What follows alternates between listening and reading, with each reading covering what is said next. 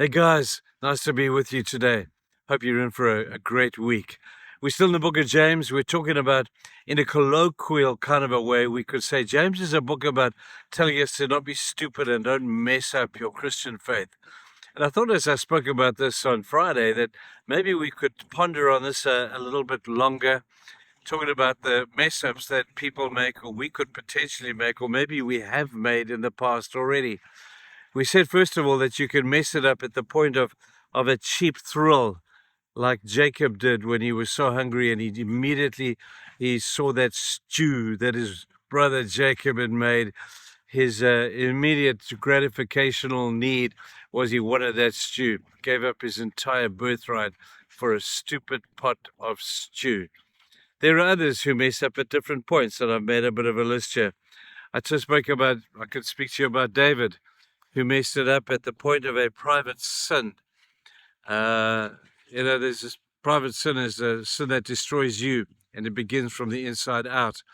And when David messed up with Bathsheba, as much as the extent of the sin was external and the ramifications were hugely external, the internal mess was huge. He messed it up in his heart.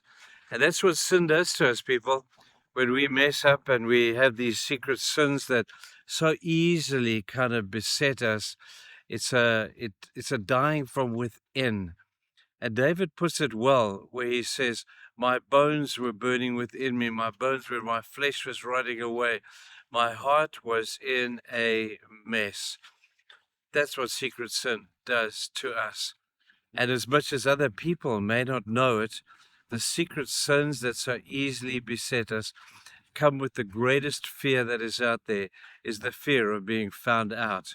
And there's not one of us that doesn't suffer from that particular fear, where if people knew what was going on in my head, man, it would be terrible. I'd almost feel suicidal maybe.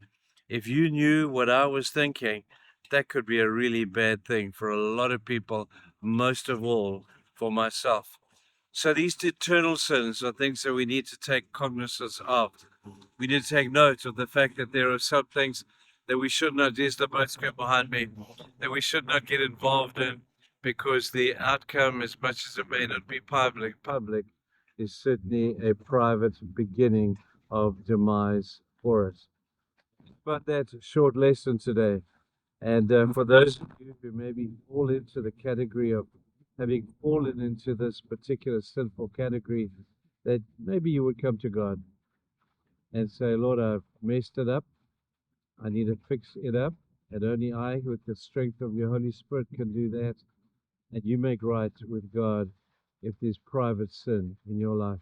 Don't be like David and hold on to it and hope that it'll go away. It won't. It's just going to get worse.